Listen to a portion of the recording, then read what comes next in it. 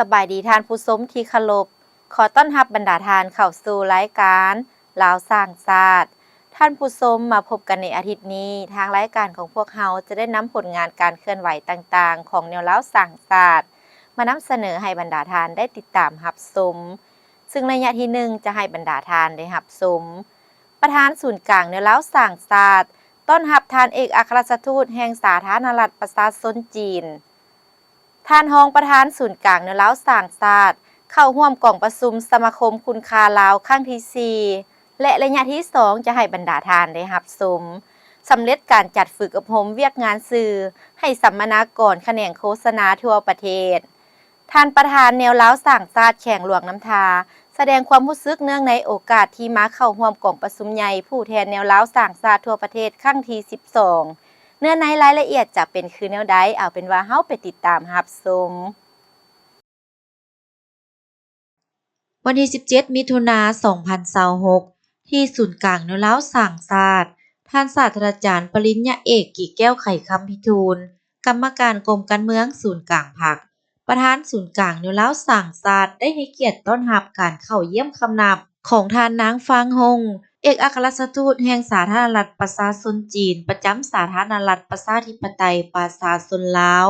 ท่านประธานศูนย์กลางแนวลาวสร้างชาติได้แสดงความยินดีต้อนรับและตีราคาสูงต่อการมาเยี่ยมยามของท่านทูตซึ่งเป็นการประกอบส่วนสำคัญเข้าในการเสริมขยายสายพัวพันมิตรภาพและการร่วมมืออันดีงามระหว่างสาธารณรัฐประชาธิปไตยประชาชนลาวและสาธารณรัฐประชาชนจีนให้แน่นแฟ้นยิ่งขึ้นโอกาสนี้ท่านประธานศูนย์กลางแนวลาวสร้างชาติได้ยกให้เห็นภาระบทบาทหน้าที่ของแนวลาวสร้างชาติในการประกอบส่วนเข้าในภารกิจปกปักรักษาและการพัฒนาสร้างสาประเทศชาติโดยเฉพาะบทบาทในการเต้าโฮมความสามัคคีปองดองบรรดาชั้นคนชนเผ่าศาสนาเข้าในการจัดตั้งปฏิบัติแผนพัฒนาเศรษฐกิจสังคมแห่งชาติในแต่ละระยะพร้อมนี้ก็ได้แสดงความชมเชยต่อการร่วมมือในระยะผ่านมาระหว่างศูนย์กลางแนวลาวสร้างชาติและสภาที่ปรึกษาทางด้านการเมืองสาธารณรัฐประชาชนจีนโดยเฉพาะแม่นการผันขยายแถลงการร่วมของสองประธานประเทศลาวจีนการสนับสนุนช่วยเหลือของสาธารณรัฐประชาชนจีนในเวียกงานการพัฒนาทรัพยากรมนุษย์พื้นฐานโครงสร้างการแก้ไขปัญหาความทุกข์ยากและการส่งเสริมเวียกเฮ็ดงานทำด้านต่างๆในโอกาสดังกล่าวท่านเอกอัครราชทูตแห่งสาธารณรัฐประชาชนจีนได้แสดงความขอบใจต่อการต้อนรับอันอบอุ่นและยืนยันว่าสาธารณรัฐประชาชนจีนจะสืบต่อให้การสนับสนุนสาธารณรัฐประชาธิปไตยประชาชนลาวในการบรรลุเป้าหมายการพัฒนาแบบยืนยงพร้อมทั้งจะสืบต่อให้การสนับสนุนเวียกงานร่วมมือกับศูนย์กลางแนวลาวสร้างชาติในเวียกงานต่างๆที่อำนวยประโยชน์สูงให้แก่สังคมในหลายกิจกรรมตามภาระบทบาทและความรับผิดชอบของทั้งสองฝ่ายต่อไปจะให้บรรดาท่านได้รับชมท่านรองประธานศูนย์กลางแนวลาวสร้างชาติเข้าร่วมกล่องประชุมสมาคมคุณค่าลาวครั้งที่4กรมโฆษณาร่วมกับกรมสังคมการจัดตั้งสังคมศูนย์กลางแนวลาวสร้างชาติจัดฝึกอบรมเวียกงานสื่อให้สัมมนากรแขนงโฆษณาทั่วประเทศโดยการสนับสนุนและอุปถัมภ์ด้านงบประมาณจากองค์การยูนิเซฟประจำสาธารณรัฐประชาธิปไตยประชาชนลาวโดยการเป็นประธานร่วมมีท่านนางแพงพันธุ์บุภาพรคณะประจำศูนย์กลางแนวลาวสร้างชาติหัวหน้ากรมโฆษณาและท่านวันดีจันทร์สมบัติคณะประจำศูนย์กลางแนวลาวสร้างชาติหัวหน้ากรมสังคมการจัดตั้งสังคมมีวิทยากรพนักงานแนวลาวสร้างชาตินครหลวงเวียงจันทน์และบรรดาแขกทั่วประเทศและภาคส่วนที่เกี่ยวข้องเข้าร่วมได้ดำเนินมาเป็นเวลา2วันในวันที่10-11มิถุนายน2026ที่โรงแรมทวีสุขเมืองวังเวียงแขวงเวียงจันทน์ท่านนางแพงพันธุ์บุภาพรประธานกล่องประชุมมีคำเห็นบางเนื้อในว่าการฝึกอบรมเวียกงานสื่อเป็นการยกระดับความสามารถในการผลิตและสื่อสารข้อมูลข่าวสารให้มีความทันสมัยชัดเจนและสร้างความเข้มแข็งให้บุคลากรที่เฮ็ดเวียกงานโฆษณาปลุกระดมคนขวยโฆษณาเผยแพร่เวียกงานของภาครัฐและแนวลาวสร้างชาติทั่วประเทศโดยผ่านสื่อต่างๆที่ได้ปฏิบัติตัวจริงในการรับใช้หน้าที่การเมืองของตน การฝึกอบรมในครั้งนี้สัมมนากรได้เรียนรู้และหลักการพื้นฐานการเป็นนักข่าว การเขียนข่าว การนำเสนอข่าวทางสื่อออนไลน์ทางภาคทฤษฎีและภาคปฏิบัติตัวจริง ได้มีการแบ่งเป็นกลุ่มขึ้นเสนอบท และมีการสนทนาแลกเปลี่ยนบทเรียนนำกันอย่างกงไปกงมา โอกาสนี้ประธานกองประชุมได้กล่าวแสดงความขอบใจมายังองค์การยูนิเซฟที่ได้สนับสนุนด้านงบประมาณในการฝึกอบรมในครั้งนี้ และมายังสัมมนากรที่มีความตั้งใจและรับฟังการอธิบายบทเรียนนำวิทยากร เพื่อสามารถนำเอาบทเรียนไปนำใช้เข้าในเวียกงานตัวจริง ให้เกิดผลประโยชน์สูงสุด ท่านผู้ชมรายการของพวกเรายังบ่หมดเพียงเท่านี้ แต่ตอนนี้เราไปพักผ่อนกันก่อนจักปึดนึงจากหน่อยกลับมาพบกัน องค์การแนวลาวสร้างชาติยามใดก็เสริมขยายมูลเสื้อความสามัคคีทั่วปวงชนลาวบรรดาเผ่าเพื่อเป็นกำลังแห้งสั่งรวมเข้าในภารกิจปกปักรักษาและสร้างสาพัฒนาประเทศชาติมาพบกันในระยะที่2นี้จะให้บรรดาทานได้รับชมสำเร็จการจัดฝึกอบรมเวียกงานสื่อให้สัมมนากรแขนงโฆษณาทั่วประเทศกล่องประชุมใหญ่สามัญครั้งที่ 4 สมาคมคุณค่าลาว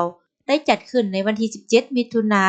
น 2026 อยู่ศูนย์ค้นคว้าและฝึกอบรมศูนย์กลางแนวลาวสร้างชาติโดยการเป็นประธานของท่านนางแก้วมณีวร พาลิคันธ์ประธานสมาคมคุณค่าลาวกรรมการศูนย์กลางแนวลาวสร้างชาติโดยเป็นเกียรติเข้าร่วมของท่านสุริปัญญาราชสมบัติรองประธานศูนย์กลางแนวลาวสร้างชาติมีรองประธานศูนย์กลางแนวลาวสร้างชาติบ่ประจำการคณะประจำอดีตรองประธานศูนย์กลางแนวลาวสร้างชาติประธานแนวลาวสร้างชาตินครหลวงเวียงจันทน์และสมาชิกสมาคมคุณค่าลาวเข้าร่วม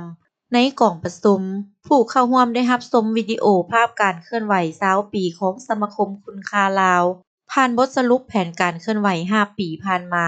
และทิศทางแผนการเคลื่อนไหวใน5ปีต่อหน้าของสมาคมคุณค่าลาวพร้อมกันนั้นได้ผ่านทางปรับปรุงระเบียบของสมาคมคุณค่าลาวและได้มีการป้อนบัตรเลือกตั้งเอาคณะบริหารงานครั้งที่ 4 ของสมาคมคุณค่าลาวซึ่งมีผู้ลงสมัครรับเลือกตั้งทั้งหมด9ท่านหญิง8ท่านเลือกเอา7ท่านภายหลังการป้อนบัตรสามารถเลือกได้ท่านนางแก้วมณีวร พาลิคันธ์เป็นประธานสมาคมคุณค่าลาวเติมอีก1สมัยท่านนางมองบัวคำดีและท่านบุญเนืองกำแพงทองเป็นรองประธานท่านนางสังวาลแก้วมณีวงศ์เป็นประธานกวดกาท่านนางแหวนคำทองพระไตรศักดิ์เป็นรองประธานกวดกาท่านนางนุ้ยณวงศาและท่านนางเกษรศรีทวีสุขเป็นคณะกวดกาในโอกาสนี้ผู้เข้าร่วมกองประชุมได้เยี่ยมชมการวางแสดงอาหารและเครื่องดื่มจากสมาคมคุณค่าลาวตื่มอีกสุดท้ายนี้จะให้บรรดาทานได้รับชมท่านประธานแนวลาวสร้างชาติแข่งหลวงน้ำทาแสดงความรู้สึกเนื่องในโอกาสที่มาเข้าร่วมกองประชุมใหญ่ผู้แทนแนวลาวสร้างชาติทั่วประเทศครั้งที่12มื้อนี้มีความรู้สึกภาคภูมิใจและถือเป็นเกียรติอย่างสูงที่ได้ตั้งหน้าให้ประชาชนบรรดาเผ่าสันคนศาสนาเพศวัยก็คือชาวต่างประเทศที่มาทำธุรกิจดำรงชีวิตอยู่แข่งหลวงน้ำทาที่ได้เข้าร่วมกองประชุมใหญ่ผู้แทนแนวลาวสร้างชาติทั่วประเทศครั้งที่12ซึ่งเป็นกองประชุมที่มีความสำคัญต่อกับบาทเลี้ยวแห่งการเติบใหญ่ขยายตัวขององค์การแนวลาวสร้างชาติใน5ปีที่ผ่านมาซึ่งเป็นซุ่มปีแห่งการจัดตั้งปฏิบัติมติกองประชุมใหญ่ครั้งที่11ของศูนย์กลางแนวลาวสร้างชาติก็คือมติกองประชุมใหญ่ครั้งที่7ของแนวลาวสร้างชาติแขวงไปพร้อมๆกับการจัดตั้งปฏิบัติมติกองประชุมใหญ่ครั้งที่11ของพรรคก็คือมติกองประชุมใหญ่ต่างๆอยู่ขันท้องถิ่นหักฐานบรรดาทานในคณะกรรมการศูนย์กลางแนวลาวสร้างชาติประจำแขวงก็คือกรรมการแนวลาวสร้างชาติของแขวงก็ได้เอาใจใส่เคลื่อนไหวตามพระบทบาทตามสิทธิหน้าที่ของตนโดยความเอาใจใส่โดยเฉพาะก็มันได้เอาใจใส่ในการโฆษณาศึกษาอบรมให้พ่อแม่ประชาชนบรรดาเผ่าบรรดาสันคนศาสนาทุกเพศวัยให้รับผู้เข้าใจและมีความเชื่อมั่นและเป็นเอกภาพสูงต่อแนวทางนโยบายของพรรคแผนพัฒนาเศรษฐกิจสังคมของรัฐก็คือในการโฆษณาปลุกระดมขบวนการในข้อแข่งขันขององค์การแนวลาวสร้างชาติขันท้องถิ่นติดพันกับ ขบวนการแข่งขันหักษาและพัฒนาจังสั้นเนื้อหาปีที่ผ่านมาก็มีผลงานที่ยากไต่ลายของเขตที่ผลเรียนโดยเฉพาะและมันได้ประกอบส่วนอันสำคัญเข้าในการปกปักรักษาแขวงหลวงน้ำท่าให้มีความสงบมีความปลอดภัยและมีความเป็นระเบียบเรียบร้อยปัญหาที่สองและมันได้ประกอบส่วนเข้าในการจัดตั้งปฏิบัติแผนพัฒนาเศรษฐกิจสังคมของท้องถิ่นโดยเฉพาะเป็นการปฏิบัติวาระแห่งชาติว่าโดยการแก้ไขความยุ่งยากทางด้านเศรษฐกิจการเงินซึ่งนั้นอันที่สำคัญและมันเฮ็ดให้เศรษฐกิจภายในแขวงหลวงน้ำท่าพวกเฮานี้ได้มีการขยายตัวอย่างต่อเนื่องรายรับหรือว่า GDP ต่อหัวคนนี่ก็ได้เพิ่มขึ้นการจัดเก็บรายรับหลายปีที่ผ่านมาลื่นขาดหมายและอันที่สำคัญในระยะที่ผ่านมานี้ถือว่าพวกเฮาได้ประสบกับความยุ่งยากทางด้านธรรมชาติภัยน้ำท่วมพวกเฮาก็ได้ปลุกระดมให้พ่อแม่ประชาชนก็คือทั่วกำลังสังคมสามารถพื้นผู้แก้ไขภัยพิบัติดังกล่าวนี้ให้กลับคืนเข้าสู่สภาพปกติประชาชนได้มีความสามัคคีกันในการประกอบส่วนทางด้านวัตถุปัจจัยทางด้านเรือแห้งเฮ็ดให้สภาพดังกล่าวนั้นกลับคืนเข้ามาสู่สภาพปกติอีกปัญหาหนึ่งในสุมปีที่ผ่านมานี่ก็ได้หันลงก่อสร้างหักฐานโฆษณาปลุกระดมประชาชนในการแก้ไขความยุ่งยากและเฮ็ดให้ครอบครัว